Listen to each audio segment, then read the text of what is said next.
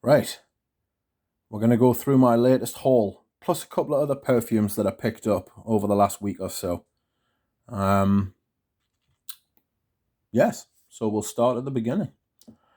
I have managed to pick myself up a vintage Tuscani Peromo, traditional Italian perfume. Smells very Italian. Galen did a review of this a couple of weeks ago, I think.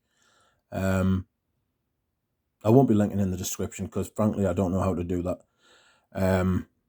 But nevertheless, this is a vintage bottle. I'm assured it's from either the early 2000s or the late 90s. And it's got the previous presentation on. It hasn't got like the sticker on like they all do now. And I haven't sprayed it yet, so I can't really tell you how it compares to like the modern version. But I might do a follow-up version, a follow-up video of this video. Yeah, I might do a follow-up video just to tell you like how I feel about all these fragrances once I've sprayed them. I just wanted to make this video and get it out there. Otherwise, it would never get made. So that's Tuscany Peromo Vintage. Second is a big one. I got a CK Parfums version of Obsession for Men. And I know it's not showing up very well there because the light is crap. But if you can see behind my hands, Obsession for Men. And this is the one before they all started using like outside, before they started outsourcing who made their perfumes, when all the different fragrance, all the different designers had their own factories. So this is, I think this is an original Obsession for Men. It's a splash, but with vintage perfume, sometimes you've just got to like tolerate that. Sometimes you're just happy to get them. And I am happy to get this, especially as it's in it was in a sealed box, which I have now unsealed clearly, because I like to wear my fragrances. I don't just buy them and have them sit there in the packaging like some people do with train sets. It's weird. The next is a backup bottle, as I already have a 75 ml splash, but this is a 100 ml spray of Tsar. It's essentially oak moss in a bottle. And I paid for it, but I know it came from Le Parfum, yeah.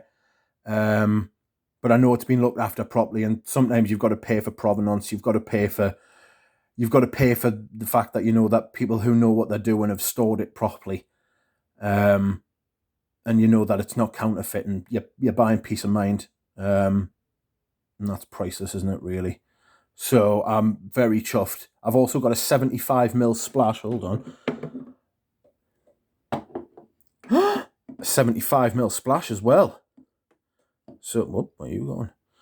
A 75 ml splash. So I've got like about 175 ml of that. So I'm pretty set, I think. I can't see myself buying any more of that, but it is rare and it's absolutely beautiful. I love it.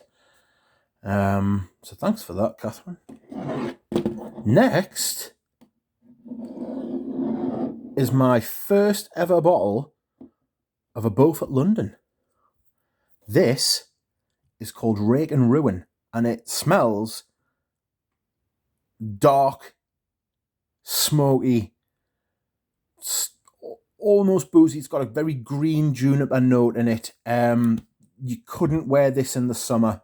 Well, I mean, I say you couldn't wear this in the summer. You could wear this in the summer, but bloody hell, you're braver than I am if you do. This smells really good if you like that. It's got a very, very almost celery type greenness to it. But it's not a green fragrance. It's a very dark and smoky, woodsy fragrance. The perfumes are perfectly on brand for the brand itself. They're fantastic. I would recommend that you sample this brand because it is niche and it is very interesting. But I'm not sure I like. There's some of them I really don't like, but there's a couple of them, and they're an acquired taste. So don't just blind buy them. But that's Rake and Ruin by Beaufort. The next is another bottle of something that's been discontinued by Dune, apparently. By Dior, apparently. This is Dune Parfum. This is a 2013 bottle. Now, I was under the impression, this isn't from the Parfum, yeah. I was under the impression from the seller that this was a vintage bottle that had the Christian Dior, not just the Dior. That's a terrible picture. That had the Christian Dior symbol on it, which is like they changed earlier in the decade, like about 10 years ago, maybe it's a little bit longer. They changed from Christian Dior just to Dior. And I thought this was going to be a Christian Dior, so I need to get back in touch with the seller. But to be honest, I mean, these are getting harder to find now. And I'm happy I've got another bottle of Dune somewhere. I will show you. Oh, I can't show you. But yeah, that's how much of that I've used. It's almost down under the writing. So I'm glad to have another bottle of that. But I'll be having words because I don't like being missold stuff. Next, vintage Koros. This is a Parfum's core. Oh look, there's the back of my hand and the back of my phone. Parfum's core version, early 90s, maybe late 80s, 80% volume. Never sprayed, still smell it. It is what it is. It's just another backup to my grown collection. I think I've got about 500 mils of that now. And just for your information, it has been discontinued in North America. Koros has been completely discontinued in North America. So there's one. That's some information for you. Next up is a couple of things that I'm really chuffed to have and found. And they are a vintage, early 2000s, I believe, Silver Mountain Water by Creed.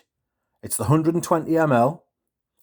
Don't buy the new 100 ml presentations because they're weak as piss, and they put the price up, and it's like Big Tony said from the Parfum. Yeah, they're greedy. They should be called greed now. After I heard the story of what he said about what Olivia Creed had done and stuff like that, it soured us on the brand, so I don't buy them retail now. I wouldn't buy Creed from retail. I would only buy the 120ml presentation, preferably as old as possible. If you're going to buy Creeds, probably buy them from the Parfum. They've got great back stock. They've got a lot of vintage Creeds, and they smelled better back in the day. But that is a vintage, early 2000s. If you want the batch code, focus, do it. Fight me. Oh, there you go. AF02SO7. So there's one. And here's another. A vintage Tabarone Millésime. Ooh. I bought this at retail a couple of years ago. And literally, I'd sprayed it in the shop. And then bought it. And by the time I'd got home, I couldn't smell it anymore on my hand. And I was like, what the fuck? So I went back and tried it again in the shop. Didn't open the bottle. Went back again, tried it in the shop. I don't know if it was the same shop or a different shop. And it was the 100ml presentation again. And I smelled it and I was just like, this doesn't last half an hour on me. So I took the bottle back and got my money back. But I'm hoping, since I haven't sprayed this yet, I am hoping that this will perform better and smell better. Again, we'll see if we can find the batch code. Whoops. The batch code is A102S07. So I don't know what that puts it at. But yeah, a couple of ancient Creeds there. Now, I managed to find a couple of bottles of vintage Opium. This is Sanofi era. So this puts these at mid-90s, post-96. So between 1996 and 2000, I think, before YSL got taken over by, was it Gucci? or whoever owns Gucci now. It's before Tom Ford went there. So these are pre-Gucci era. You can tell because they've got the gold band on the top and they've got the curved top as well. Oops, sorry. They've got the curved top as well. These are 50ml, and I'm absolutely buzzing. These smell like real perfumes. I don't know if you can make out the batch code there. It's 91041. These smell like real perfumes. These are more masculine than most masculine stuff that gets released today, and they're absolutely beautiful. I would wear this if I was going somewhere fancy. No problem wearing this as a bloke. Nobody's going to say, are you wearing a woman's perfume? But frankly, if they did, I wouldn't give a fuck anyway. So yes, finally got a couple of them. I've been looking for vintage ones. The older ones are almost impossible to find now unless you want the pure perfumes, and they go for like bank. The next one I bought on eBay for 18 quid, and it's a bit of a rascal. It's absolutely lovely. It smells great. Smoky lavender, classy, really nice. If you're looking for a classy cheapie, something that smells really good, but you can get for next to nothing. It's this. It's Open by Roger A Galley, or Roger and A Galley. Not that Roger, a different Roger. To be fair, I don't know that I've said that, and I don't actually know that to be true. It could very well be before he changed his name. I don't think it is though, because they're a pretty old house. And they've got some really good stuff actually. It's an under investigated house, an underutilized house in the fragrance community. They've got some really very good stuff that they sell. So yes, this is like smoky, but not overly smoky. Not smoky in the same way that Beaufort is. That smells like your house is on fire. Does the Beaufort? The Roger Regale just makes it like smouldering. You know, it smells a little bit. It smells clean and classy, but like with a little bit of danger. Really good fragrance. That very nice, very pleasant. I'm not sure if I'll hang on to it. I might give it to a mate because it was only 18 quid, and I think it smells like Smalto Porom, which is one of my favorite fragrances. But I've got a lot of that fragrance. Do you know what I mean? So, yes.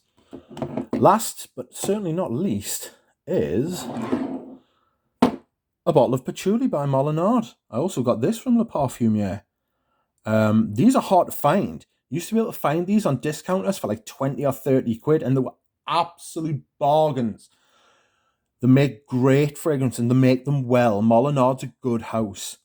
And as it says, they've been located in Grasse for about 170 years, 172 years.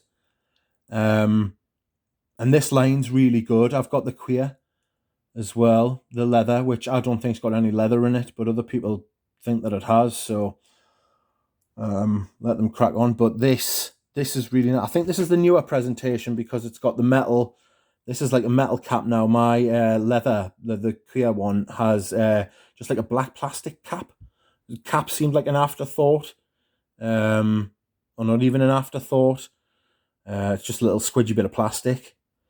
So it's got a strange, almost. It's lovely. It smells nicer in the air than it does up close. You know those fragrances you smell. You put your hand to your nose and you smell them and you're like, ooh, not sure about that. It's got a little bit of a plasticky vibe up close, but in the air it's absolutely stunning. And it's not expensive at Le Parfum. I think they're about £60 at Le Parfumier, and it's a lot of fragrance for £60. This, the whole line is. I wanted to know if they had the lavender, which I would have also bought, but they didn't have it, which doesn't surprise us really, because I can imagine that being beautiful. I remember Sebastian saying that the Molinard lavender smelled like Tom Ford Lavender Extreme, except like 1/10 of the price or something silly like that. So yeah, I'd be interested in getting that. Right. Anyway, I'll give you a family portrait of them. I'm not sure. No, I can't do that, can I? I won't give you a family portrait of them. You can just do a lineup. There you go. There's that chorus. And there's two of them. Yeah. Open and then patchouli. So yes, that's what I've been buying recently. Thank you very much. I will maybe see you again soon.